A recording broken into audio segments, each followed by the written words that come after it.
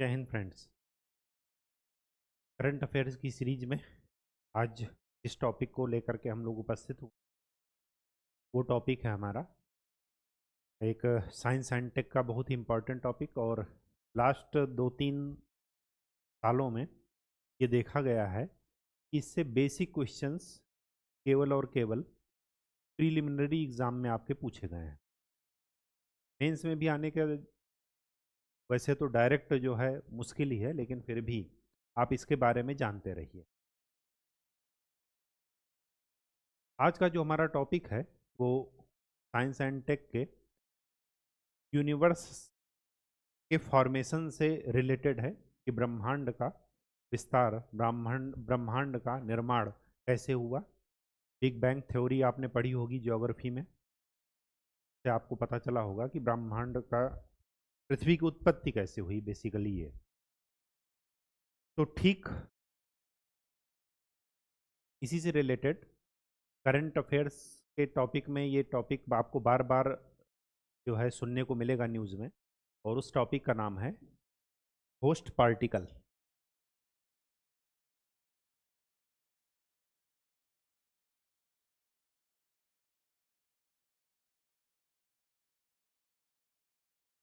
इसके नाम से ही समझ में आ रहा होगा, होस्ट का मतलब क्या है? भूत प्रेत, जिसका फिजिकल जो अस्तित्व है वो नहीं होता, लेकिन फिर भी क्योंकि इस भौतिक दुनिया से अलग की चीज़ें होती हैं, तो फिर क्या होता है इसमें कि महसूस किया जा सकता है। ठीक वैसे ही होस्ट पार्टिकल्स जो होते हैं, इनको भी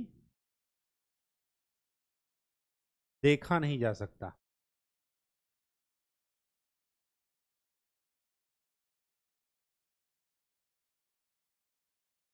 जब ये अपना प्रभाव किसी और के साथ दिखाते हैं तो इनके प्रभाव को देखा जा सकता है।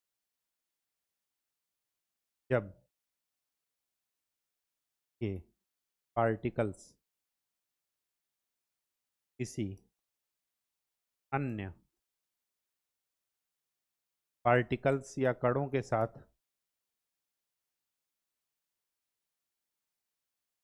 संपर्क में आते हैं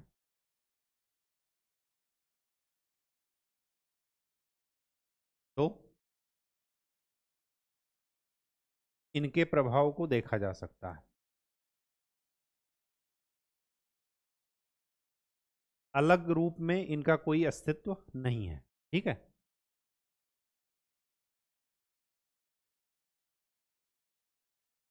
ये डिटेक्ट क्यों नहीं होते, देखे क्यों नहीं जा सकते? उसका सबसे बड़ा कारण ये है। क्यों?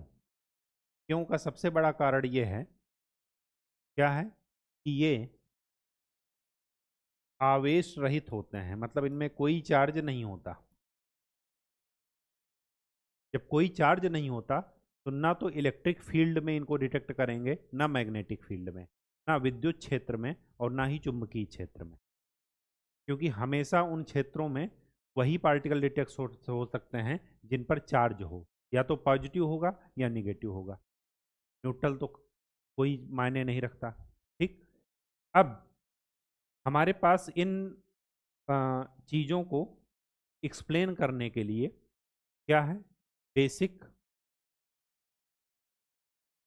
या standard form of particle physics. Particle physics का एक सिद्धांत है। उस सिद्धांत में इनको किस वर्ड के द्वारा जाना जाता है? लेप्टॉन। अभी तक आपने एटॉमिक लेवल पर केवल 3 कणों का नाम सुना होगा। कौन कौन से कण होते हैं? इलेक्ट्रॉन, प्रोटॉन और न्यूट्रॉन।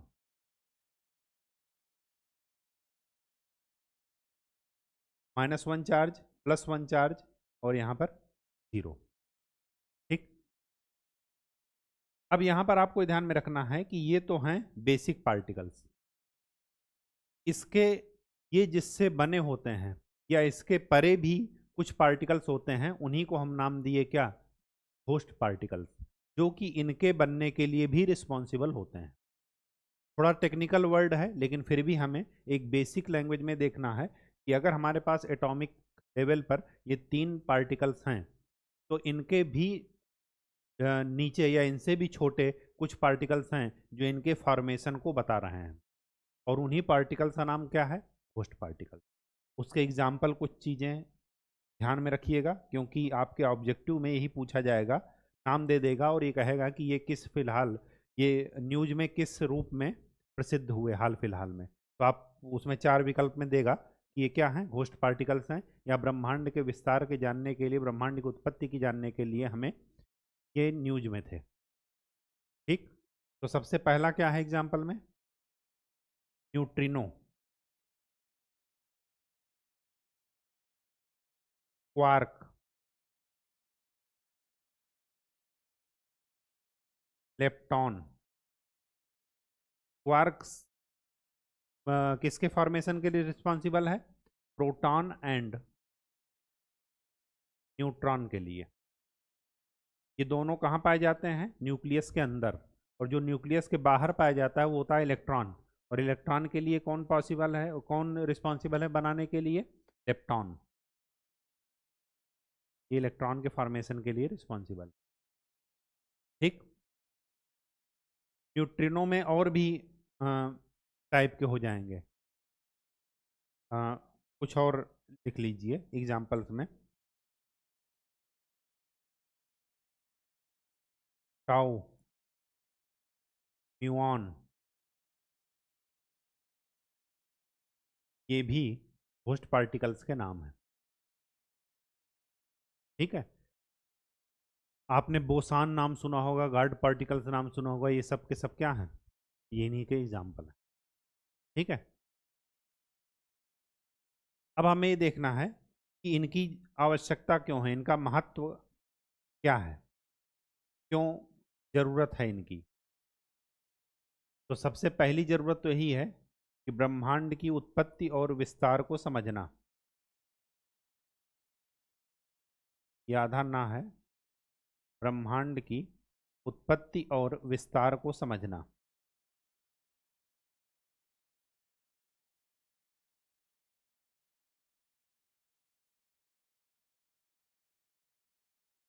क्यों? क्योंकि ये स्वतंत्र रूप से तो पाए नहीं जाएंगे। स्वतंत्र रूप से ये पाए भी जाते हैं तो डिटेक्ट नहीं हो पाते। जब डिटेक्ट नहीं हो पाते तो हमारे लिए काम के नहीं है। लेकिन जब ये किसी दूसरे पार्टिकल से अंतर क्रिया करते हैं, आपस में सामंजस्य बैठाते हैं, तो उसके बाद चार्ज्ड पार्टिकल निकलते हैं बाहर, तो उससे इनकी उपस्थिति का पता चलता है। ठीक है, तो महत्व क्या है? ब्रह्मांड की उत्पत्ति और विस्तार को समझना। दूसरा क्या है? एक आपने नाम सुना होगा, dark matter and dark energy.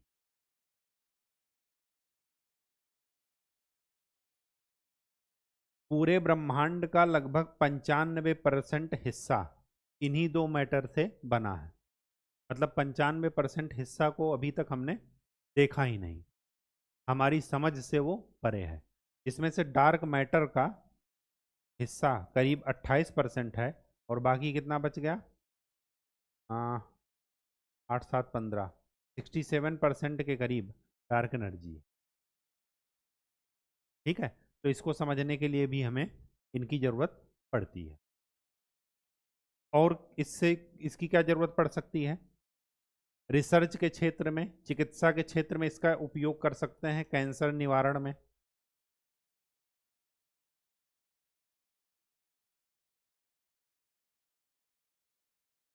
आपने सुना होगा तारे अपनी युवावस्था, बाल्यावस्था और प्रौढ़ावस्था में जाकर के उनका एक चक्र होता है।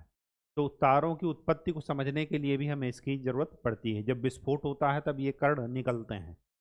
ठीक, हाँ, तो क्या है? तारों की उत्पत्ति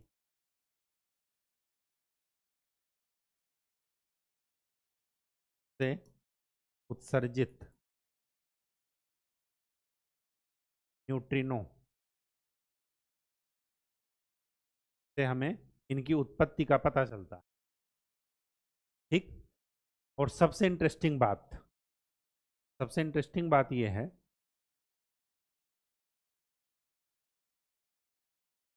कुछ चीज़ें प्रैक्टिकल लाइफ में भी इनका इस्तेमाल किया जा सकता है, दैनिक जीवन के उसमें। और वो प्रैक्टिकल लाइफ में क्या है? सबसे पहला एग्जाम्पल ये है कि वाटर, प्योर वाटर से एक डिटेक्टर बनाया जा सकता है जिससे कि इनकी उपस्थिति का पता चल सकता है। दूसरी बात, प्योर वाटर का मतलब मैं क्या कह रहा हूँ कि ना तो ज़्यादा, मतलब उसमें अशुद्धियाँ ना हो, जैसे आपने सुना होगा आर्सेनिक है, फ्लोराइड है, ये सारी चीज़ें उसमें ना हो। ठीक। दूसरी बात क्या है, आपने एक चीज़ सुना होगा, बीटा एमिशन, रेडियो एक्टिविटी में इसको पढ़ा होगा, अल्फा बीटा गामा, ये 3 किरणें होती हैं जिनमें से बीटा एमिशन का इस्तेमाल किया जा सकता है और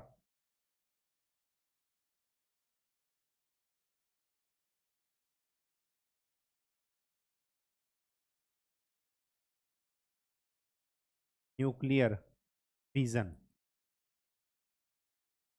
परमाणु विखंडन के दौरान बीटा एमिशन होता है। ठीक। तो उसमें भी इसका इस्तेमाल किया जा सकता है, इस डाटा का इस्तेमाल किया जा सकता है कैंसर के ट्रीटमेंट में, ठीक, चिकित्सा क्षेत्र में। और और एक प्रैक्टिकल एग्जांपल है, मुझे वो वर्ड नहीं ध्यान में आ रहा है, यूएसए और यूके के बीच में, हाँ पता चल गया, यूएसए एंड यूके के बीच में, इसको नाम दे रहे हैं वॉचमैन प्रोजेक्ट।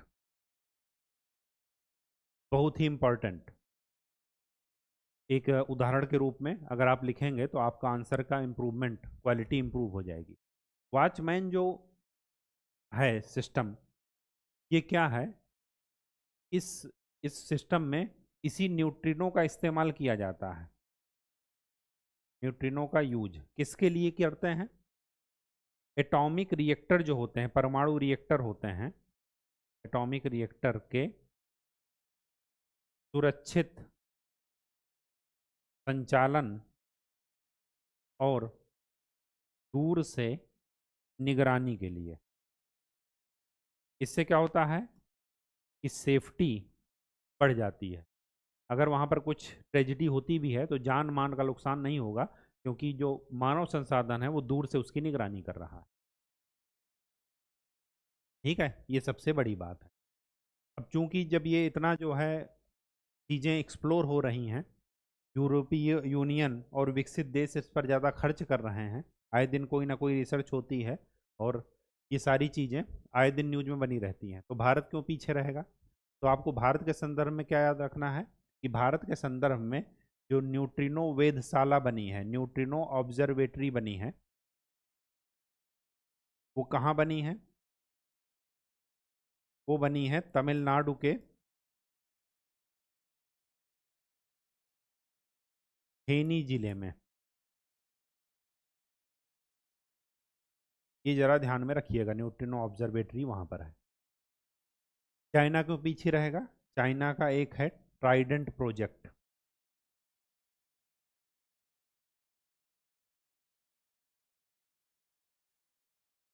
ट्राइडेंट का मतलब क्या है? Tropical deep sea neutrino telescope. कहाँ लग रहा है ये?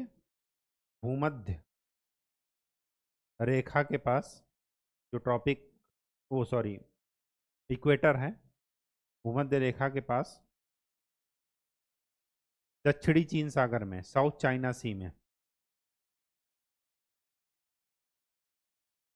अब स्वाभाविक सी बात है कि जब आप इसको अलग रूप से, इंडिपेंडेंट रूप से नहीं देख सकते, तो ये जिस भी कण के साथ क्रिया करेंगे चार्ज पार्टिकल एमिट करेंगे, तो उस टेलीस्कोप से वही चीज़ देखेंगे। तो ऐसा मत सोचिएगा कि हम जब इसको प्रत्यक्ष रूप से देख भी नहीं सकते तो फिर टेलीस्कोप क्यों लगा रहे हैं, क्योंकि ये जिस भी पार्टिकल से, कितना भी बड़ा भी स्ट्रांग, हमारे पास इतना टेलीस्कोप नहीं है जो कि इन पार्टिकल को डिटेक्ट कर सके।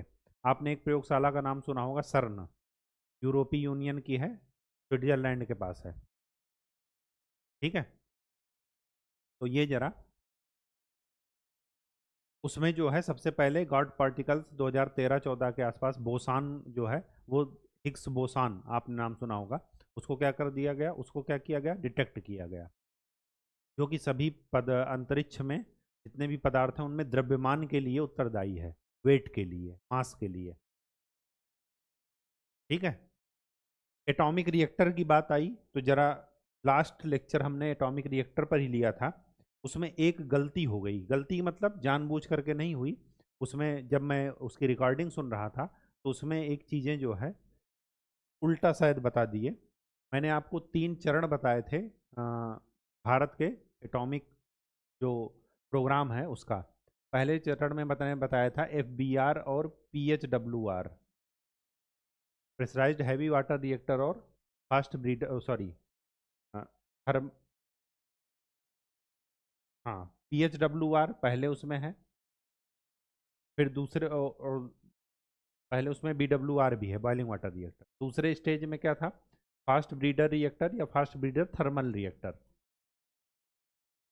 और तीसरे चरण में था AHWR, advanced heavy water reactor.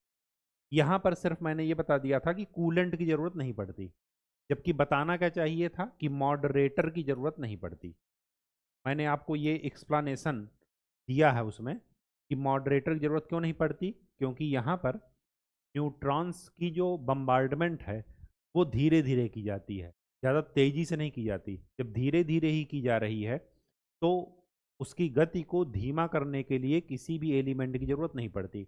और मॉडरेटर करता क्या है, उनकी वेलोसिटी को कम कर देता है, उनकी काइनेटिक एनर्जी को कम कर देता है। ठीक, तो यहाँ पर कूलेंट की बजाय मॉडरेटर होना चाहिए, वो आप करेक्ट कर। ठीक है, तो आज के लिए इतना ही।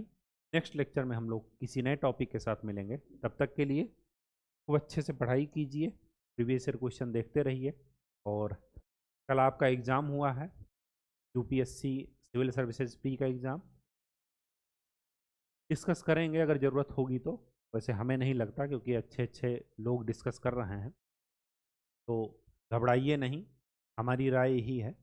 मैं भी एक इसी उसमें प्रतियोगिता में छात्र रह चुका हूँ, तो चीज़ें समझते हैं, तो घबराना नहीं है। सीधी सी बात यह है कि जो कमी रह गई है उसको अगली बार के लिए इम्प्रूव करना है, और बैठ मत जाइएगा कि अभी रिलैक्स कीजिएगा फिर अगले साल, अभी 11 महीने हैं, ऐसा कुछ नहीं। कंटिन्यूटी ज़रूरी है। ठीक है, सबसे बड़ी बात यह है, कंटिन्यूटी एंड डिसिप्लिन। ठीक है, तो मिलते हैं नेक्स्ट लेक्चर में, तब तक के लिए।